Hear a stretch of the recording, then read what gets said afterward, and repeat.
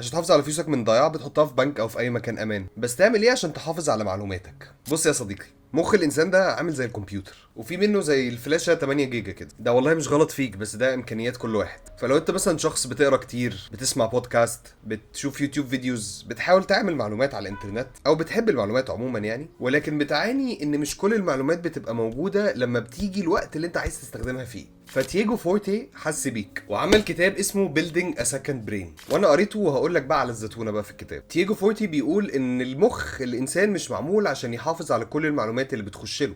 المعلومات اللي بيستخدمها كل يوم بيفضل محافظ عليها وبيهتم بيها علشان هو بيستخدمها كتير، والحاجات اللي مش بيستخدمها تقريبا بيسقطها او بيفكس لها يعني. زي مثلا لما تقرا كتاب، انت كل المعلومات مش هتفضل لازقه في دماغك unless يعني انت سوبر هيرو يعني وداخل موسوعه جينيس يعني. المهم الراجل بيقول انا في طريقه جربتها وفعلا الطريقه دي خلتني بعرف اكسس المعلومات لما وقت ما احتاجها. كمان بيقول ان الموضوع ده هيفيد الناس حتى لو هم مش بيقروا او بيعملوا حاجه ومحتاجين معلومات للشغل بتاعتهم. فانت من الاخر لو انت محتاج معلومه تلاقيها موجوده. يعني الموضوع مش انك لازم تبقى كرييتيف، مش لازم تبقى اي حاجه. انت ممكن تبقى مهندس ومحتاج معلومات وكنت بتدور على الانترنت ولقيت معلومات مهمه وبعدين نسيتها، بس انت بقى لو عندك سيستم زي ده، انت لما تحتاج المعلومه دي تاني هتلاقيها في وشك. عم تيجو قال لك الحل في كومن بليسز بوكس، وهي انك تحافظ على المعلومات بشكل مادي وتلعب بطريقه معينه للسيستم انك تبني بيه مخ تاني. هو اسم كتاب بيلدينج ا سكند برين، فهي الفكره كلها ان انت اكنك بتبني مخ تاني معاك، وسمى السيستم ده اسمه كود CODE. الموضوع ممكن يبان انه سهل وان انت دايما بتقول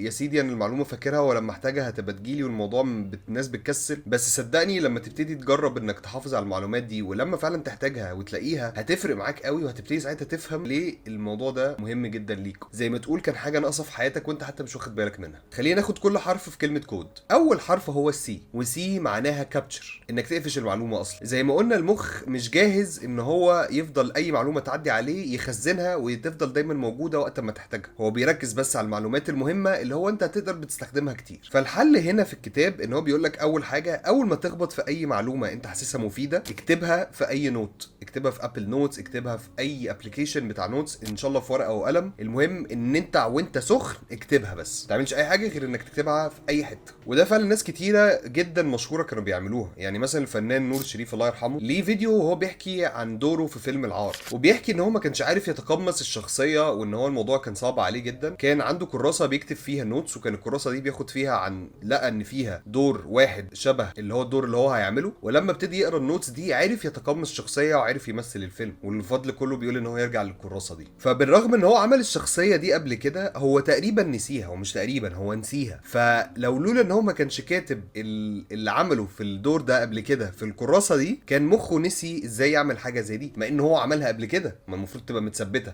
بس عشان هو بقاله كتير جدا ما استعملش الدور ده فهو مخه نسي. بس لما كان كاتبها في الكراسه عرف يفتكر كل حاجه وعرف يرجع يتقمص الشخصيه بسهوله تاني. فانت اول حاجه محتاج تعملها اللي انت تبتدي تبقى اوير. يعني ايه تبقى اوير؟ يعني تبقى حاجه اسمها consciously scrolling. يعني انت دلوقتي لو انت بتستخدم السوشيال ميديا، بتقرا كتاب، بتعمل اي حاجه، ان انت تبقى اوير ان انت لما تلاقي معلومه عجباك علم عليها على طول، او اكتبها، او احطها اي حاجه بحيث ان هي تبقى سهله انك ترجع لها. الفكره كلها ان انت يبقى عندك مكان تعرف ترجع لها فيه. فانت شوف ايه اكتر ابلكيشن، ايه اكتر حته بتستخدم فيها ورقه وقلم والكلام ده، واكتب فيها دايما النوتس دي. وساعه لما انت تفتكر ان انت مثلا، انا وقعت قبل كده في كتاب كان بيتكلم عن بيزنس، فلما تيجي تفتح البيزنس بتاعك هتروح الحته اللي كان فيها النوتس دي وهتبتدي تقرا. فانت دلوقتي جمعت كل المعلومات دي. بس الفكره بقى دلوقتي اللي انت هتحس طب انا الموضوع مش منظم، انا دلوقتي جمعت كميه معلومات بس انا مش عارف استعمل ايه امتى ومش عارف هنظمها ازاي ولا هعمل ايه. وهنا يجي الحرف اللي بعده الاو، organize.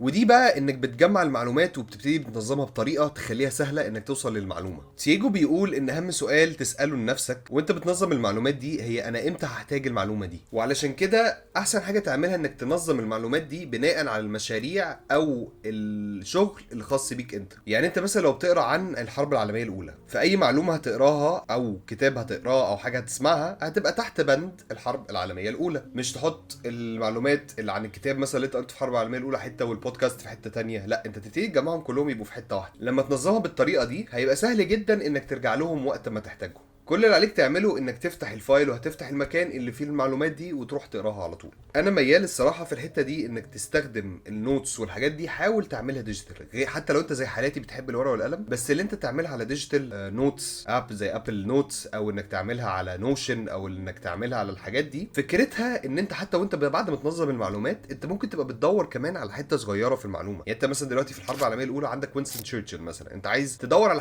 كوت هو قاله او حاجه انت عملتها وانت كنت عامل لها سيف للنوتس، والنوتس طويله، ففي الاول وفي الاخر انت ممكن تعمل سيرش على المعلومه دي، ممكن تكتب مثلا او هو بيحارب مش عارف ايه، فانت هتوصل على طول للمعلومه اسرع. فدي ادفانتج رهيبه في فكره انك تستخدم الديجيتال، فالديجيتال هيخلي الموضوع اسهل من الورقه والقلم. بس برضو في الاول وفي الاخر انت ايه احتياجاتك وايه الموضوع السهل بالنسبه لك. وهنا تيجي المرحله الثالثه الدي ديجيتال. بعد ما جمعت المعلومات وابتديت تجمعهم كلهم في حته وحته، اهم حاجه بقى تبتدي تقسمها على حسب البرايورتي بتاعتها، على حسب اهميتها. تشوف بقى ايه المعلومات الرئيسيه اللي هي ما ينفعش تتفوت ما ينفعش تسقطها، وايه المعلومات الفرعيه اللي انت ممكن تحتاجها او ممكن ما تحتاجهاش. ده ممكن يتعمل بانك مثلا تعمل هايلايت للمعلومات دي مثلا، او انك تستخدم طريقه تبين كلمات معينه في الكلام ده، بحيث لو انت عايز تقرا بسرعه تعرف. يعني مثلا انك تعملها بالبولد، تكبر الكلمه شويه، تخلي فيه خرفشه كده، بحيث ان مخك او عينك اول ما تشوف النوتس تاخد بالها ان في كلمات بتستاند اوت، فهي دي الكلمات الرئيسيه. طيب دلوقتي انت جمعت المعلومات وبعدين نظمتها وبعدين ظبطت المهم وشفت ايه اهم حاجه انت لازم تركز عليها وخلاص الدنيا بقت ورد. فاضل بقى اهم حاجه في الموضوع ده كله اللي هو معمول السيستم ده كله ليها، وهي حرف الاي اكسبريس. بعد ما ده كله حصل جاء بقى الوقت انك لازم تبتدي تجرب وتشوف السيستم فعلا فعال ولا لا، ولا هو ما ملوش لازمه والموضوع ماشي غلط. وانت مش محتاج تستنى الموضوع كله يبقى بيرفكت، انت ممكن تبتدي تست على طول من الاول. جرب انك تستخدم الطريقه دي في انك تجمع معلومات عن موضوع معين وشوف نجحت ولا لا. ولو انت مثلا شغال في شغلانه مثلا زي انك صانع محتوى، حاول تستخدم الطريقه دي في انك تطلع بيها المحتوى بتاعك، حتى لو انت حاسس ان هي مش كامله لسه، او حتى لو انت هتوريها بس لاصحابك، عشان تقدر تشوف التطور اللي بيحصل بنفسك. على قد ما الطريقه دي ممكن تحس ان هي تافهه او شيء طبيعي اللي انا الكلام اللي انا بقوله ده كله، بس لما تجربها هتحس بالفرق. والطريقه دي بس مش للناس الكرييتيف او الناس اللي هم بتوع الانترتينمنت والكلام ده، الطريقه دي لاي شغلانه في الدنيا او اي حاجه في الدنيا بتاخد انبوت وبتطلع اوتبوت، بتاخد حاجه وتطلع حاجه تانية. وكمان مع التطور بتاع التكنولوجي بقى سهل جدا